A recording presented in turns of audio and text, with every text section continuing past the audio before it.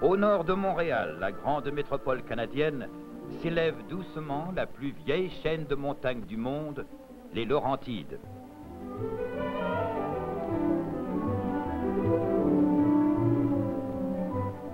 L'hiver, cette partie des Laurentides que les Montréalais appellent tout simplement le Nord, devient une immense station hivernale, l'une des plus fréquentées d'Amérique.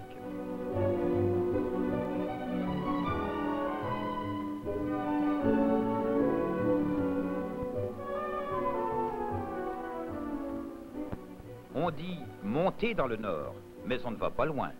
La splendide autostrade et tout le réseau routier impeccablement entretenu tout l'hiver ne conduisent pas aux solitudes glacées de l'Arctique. Une quarantaine de...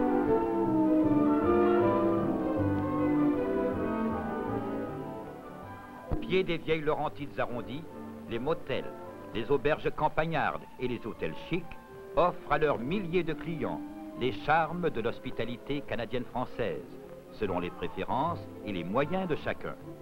La courte distance qui sépare les divers centres de villégiature est prétexte à d'agréables promenades. La proximité de ces villages avec les grands centres urbains, les facilités de transport par le rail, la route ou l'avion font que l'on peut venir dans les Laurentides aussi bien pour une fin de semaine que pour un mois.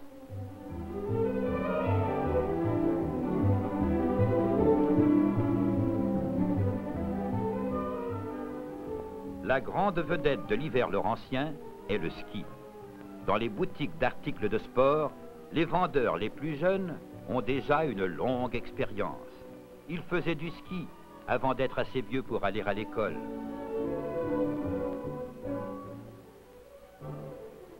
Suivons l'indication du bonhomme et jetons un premier coup d'œil sur les pentes larges, bien dégagées, régulièrement entretenues par les chenillettes.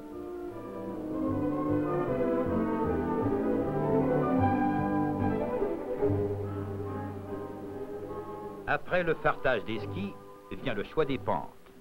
Et ça, ce n'est pas facile. Il y en a trop. Alors, on étudie ses cartes comme un général de campagne. Ou bien, on suit la flèche, en laissant la sagesse faire son choix.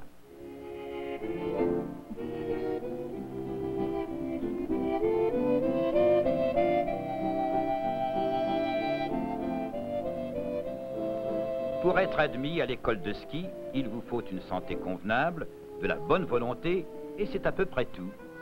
Il y a des moniteurs partout.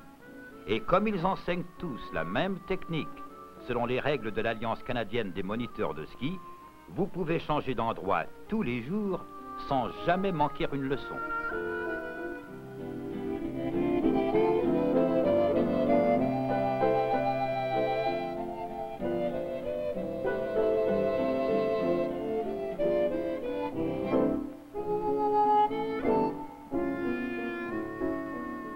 Pour que vous puissiez leur grimper sur le dos, les Laurentides possèdent une collection complète de remontées mécaniques, câbles, pommeaux, barres en T ou télésièges, car même si elles n'ont pas de pics comparables à ceux des Rocheuses ou des Alpes, certains sommets s'élèvent à 3000 pieds ou presque, et les pentes les plus longues ont facilement 4 ou 5000.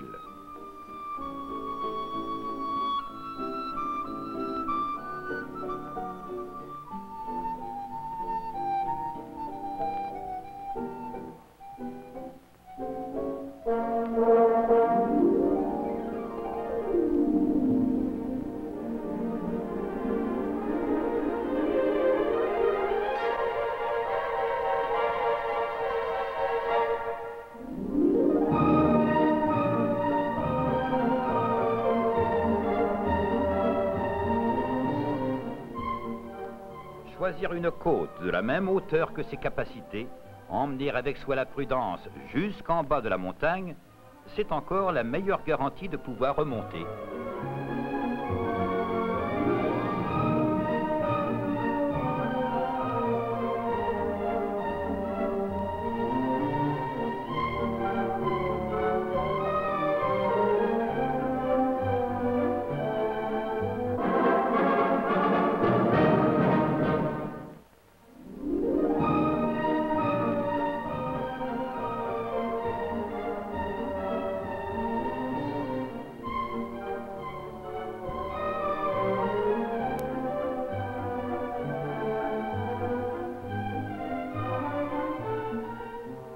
Entre la neige et la piscine, il y a une différence d'une 50aine de degrés et l'épaisseur d'une vitre. À côté, le curling, sport probablement inventé par les femmes pour apprendre à leur mari à balayer.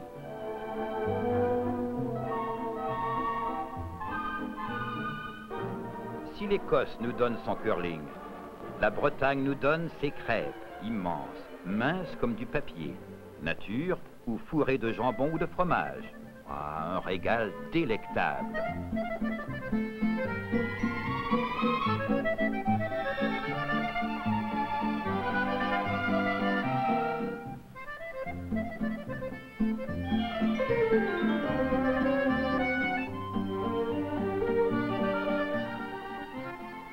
Dans les Laurentides, la crêpe bretonne est devenue canadienne.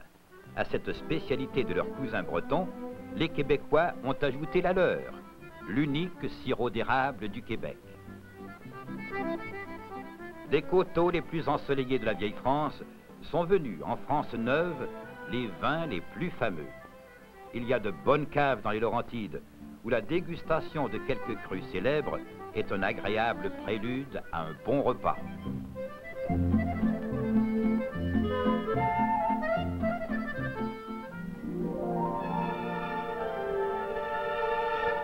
Février, mars, le soleil est plus chaud, les jours rallongent. Pour certains, c'est l'heure de la détente.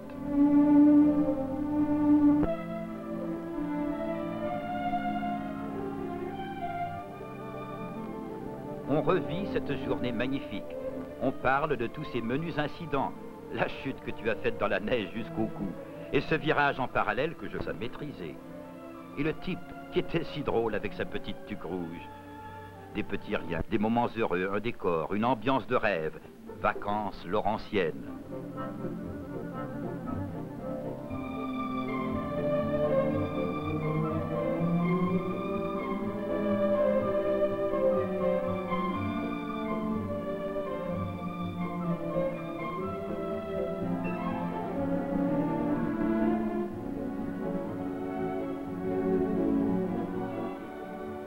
Aux joies du sport et des vacances, les Laurentides ajoutent les plaisirs de la table. Les hôtels, les auberges et les nombreux restaurants présentent les menus les plus variés. Chacun de plus se pique de pouvoir surpasser les autres dans telle ou telle spécialité culinaire.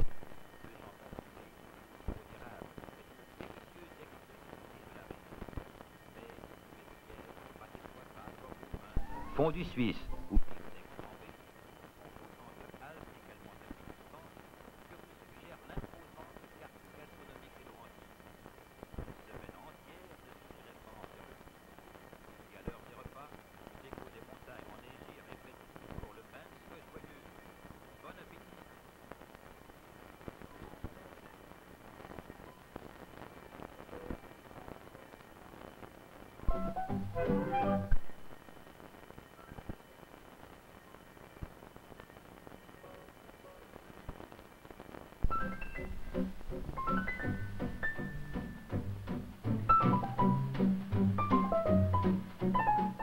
Dehors, il neige doucement comme sur les cartes de Noël.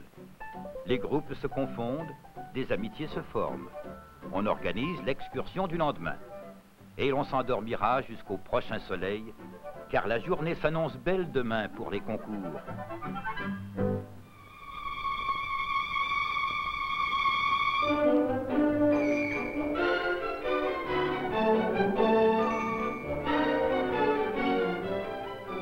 La galanterie n'a pas d'âge et trouve sa place dans les ultimes préparatifs du concours de ski pour enfants.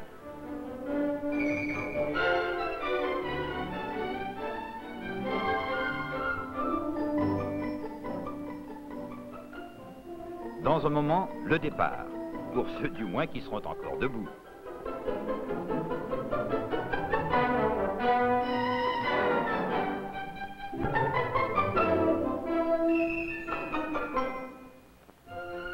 Pour les moins fervents du sport, ils trouveront toujours un carnaval.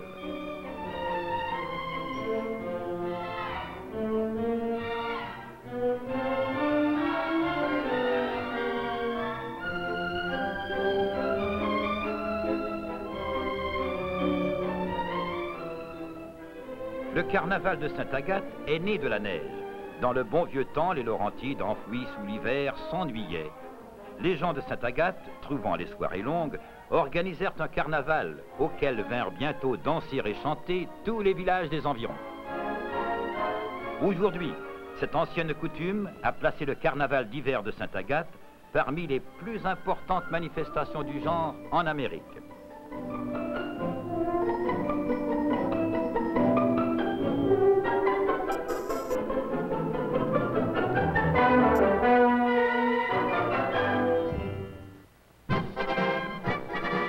Ce carnaval d'hiver dure près d'un mois et de nombreux événements précèdent et suivent le grand défilé.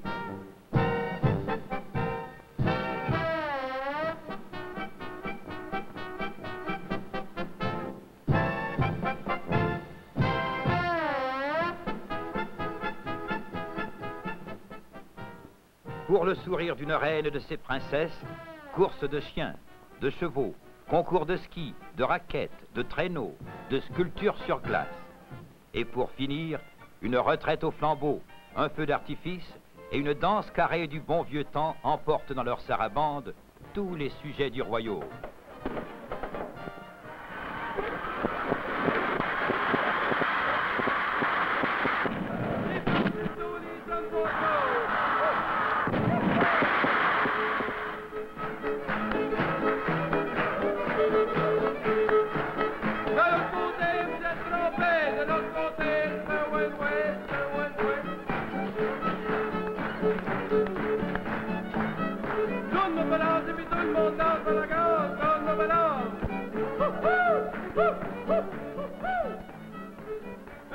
C'est comme ça que ça se passe l'hiver dans les Laurentides, au pays de la neige et de la bonne humeur. Le crochet gauche, le crochet gauche.